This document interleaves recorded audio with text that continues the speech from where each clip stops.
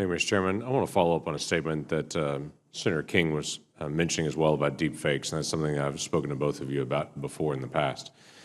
It is a challenge for us, and I would just reiterate some of the things that he was saying publicly.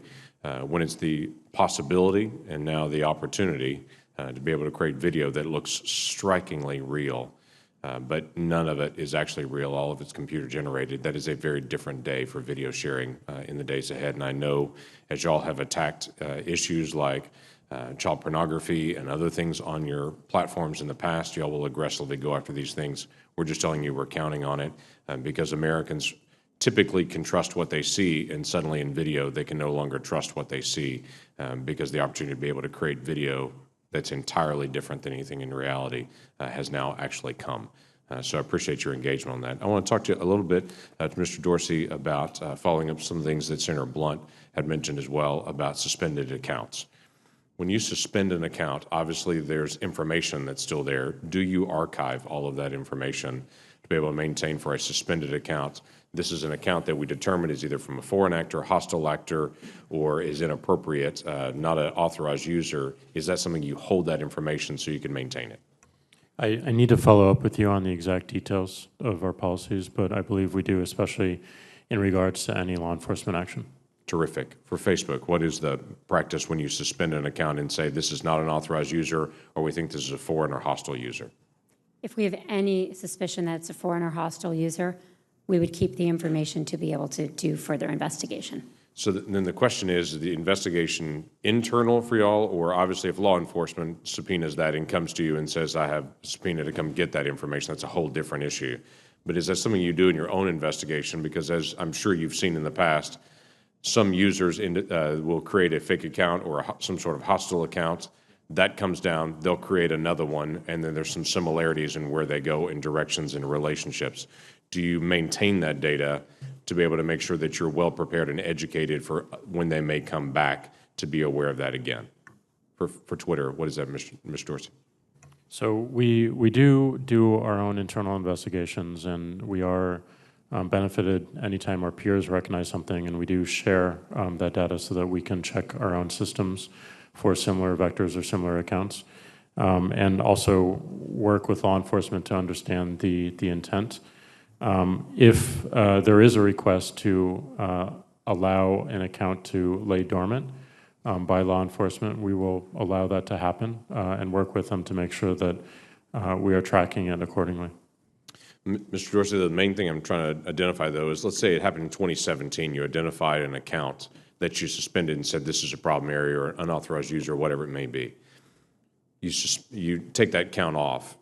Do you maintain that information? And so a year later, if somebody comes back with a similar profile, you can still track it and say this is the same as what we've seen before, and it's going to take additional steps for you to get back on board, or ways to be able to track their initial connections? I'm sorry, yes, we do maintain that information, and we have a ban evasion policy.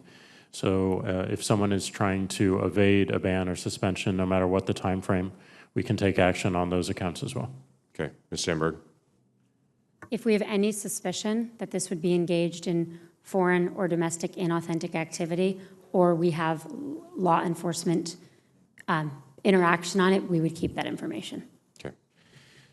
Mr. Dorsey, you and I have spoken on this as well about data, and the business model for both of you is obviously it's a free platform for everyone to use, but obviously data and advertising and all those things are very helpful just in keeping your business open and keeping employees paid. That's a given, and everyone understands that when they join that platform and that conversation. But for data in particular, how do you make sure that anyone who purchases into data or gets access to that uses it for its stated purpose, rather than using it to either sell to a third party or to open up as a shell company and say they're using it for one purpose, but they actually use it for a foreign purpose or direction to be able to track real-time activity of Americans? How do you assure that companies that are purchasing into that opportunity to have that data are actually fulfilling and using it as they stated they would? Well, there's a few things here. First and foremost, we're a little bit different than our peers in that all of our data is public by default. So when we sell data, what we're selling is speed and comprehensiveness. So you're actually purchasing either insights or a real-time streaming product. In order to purchase that, you have to go through a very strict know your customer policy that we enact and then we audit every single year. If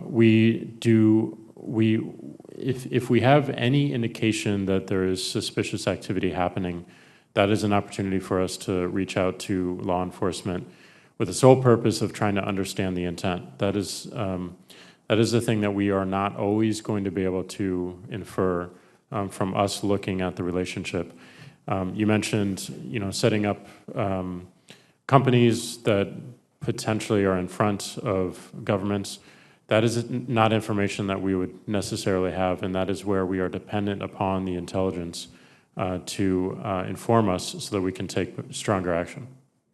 So how do you determine, or what relation, is it an initial relationship, but there's not a follow-up after that, after that rapid access, as you dictate on that?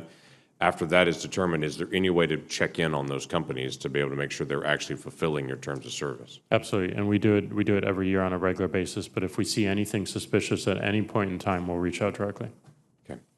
Ms. Semberg, tell me a little bit about WhatsApp. WhatsApp has been a feature of Facebook for a while. How's the encryption going on that? What's the relationship now with WhatsApp, and what do you anticipate in the days ahead? We are strong believers in encryption. Encryption helps keep people safe. It secures our banking system. It secures the security of private messages, and consumers rely on it and depend on it. And so we're very committed to encryption in WhatsApp and continuing to protect the data and information of our users. So that encryption is end-to-end at this point, still on the WhatsApp platform? We'll get back to you on any technical details, but to my knowledge, it is. Okay, thank you. I yield back.